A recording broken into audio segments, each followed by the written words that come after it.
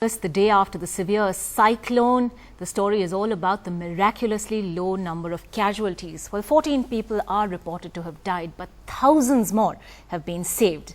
As we said, this was one of the largest ever evacuations carried out in India. More than 9 lakh people moved in Odisha and Andhra Pradesh in the last few days. This is very significant given the ferocity of the cyclone and the fear it had generated, especially among foreign meteorologists who were predicting absolutely the worst. The Indian Met Department's predictions for once were spot on.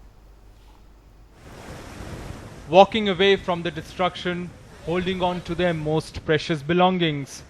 Nearly 9 lakh people like this, 8 lakh of them in Odisha, shifted out of coastal areas and onto higher ground, miraculously safe.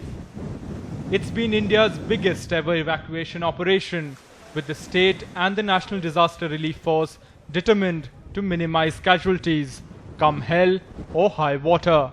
We have successfully evacuated almost 9 lakh people and minimized loss of human life during the cyclone. This is one of the largest evacuation operations in the entire country. Even 18 fishermen who had ventured into the sea before the cyclone made landfall have been rescued. जब पारादीप से आदमी हमारा निखोज हो गया था तो अभी rescue किया गया, ये बड़ा खुशी का बात है. Destruction, however, has been widespread. Huts, sheds, crops, plantations, trees, electricity poles uprooted by winds that gusted up to 240 kilometers an hour and then battered down by very heavy rain that lasted several hours. सब नुकसान हो गया. क्या सामान था अंदर? सामान घर में सिलेंडर था, घरेलू पूरा सामान था. सिलेंडर था, गैस था, टीवी था, सब चीज ऐसे बर्बाद हो गया. फिर अब आगे क्या करेंगे? आगे क्या करेंगे? अभी ऐसे धीरे धीरे बनाएंगे मकान, क्या करेंगे? कभी सुबह होगा ये मैं तो चेस्ट तो पूरा बिल्कुल ये नहीं है. मेरे भी दोनों बच्चे शरीर पे, उन लोग के सेव करना, मैं से सेफ्टी रहना चाहिए ना. The challenge now to get the two states back on their feet. The worst hit areas, Gunjam, Gopalpur in Odisha, and Kaviti and Ichhapuram in Andhra Pradesh.